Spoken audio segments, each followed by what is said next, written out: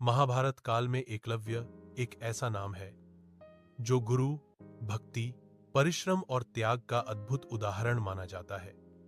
वह निषादराज हिरण्यधनु का पुत्र था और जन्म से ही धनुर्विद्या सीखने की प्रबल इच्छा रखता था। एकलव्य द्रोणाचार्य की ख्याति सुनकर हस्तिनापुर पहुंचा और उनसे शस्त्र विद्या सिखाने की प्रार्थना की, परंतु द्रोणाचार्य ने उसे यह कहकर अस्वीकार कर दिया कि वे केवल राजकुमारों को ही शिक्षा देते हैं। यह सुनकर एकलव्य निराश अवश्य हुआ, परंतु उसने अपने लक्ष्य को नहीं छोड़ा। वह जंगल लौट आया और वहां मिट्टी से द्रोणाचार्य की एक प्रतिमा बनाई। उसी प्रतिमा को अपना गुरु मानकर वह प्रतिदिन कठोर अभ्यास करने लगा। दिन रात की साधना से उसने धनुर्विद्या में अद्भुत निपुणता प्राप्त कर ली। उसका निशाना अचूक हो गया और वह महान योद्धा बन गया।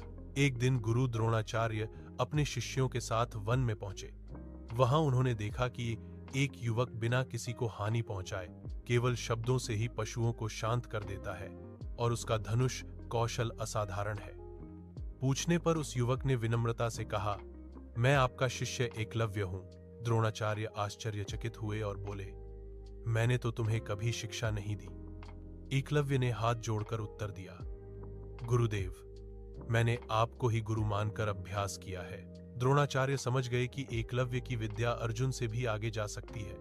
उन्होंने उससे गुरुदक्षिणा मांगी। एकलव्य ने बिना क्षण भर सोचे कहा, जो आज्ञा गुरुदेव। द्रोणाचार्य ने उससे दाहिने हाथ का अंगूठा मांगा।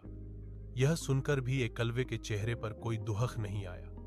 उसने गुरु आज्ञा को सर्वोपरि मानते हुए गुरुदक्षिणा अर्पित कर दी। इस त्याग से उसकी धनुर्विद्या सीमित हो गई, पर उसका चरित्र अमर हो गया।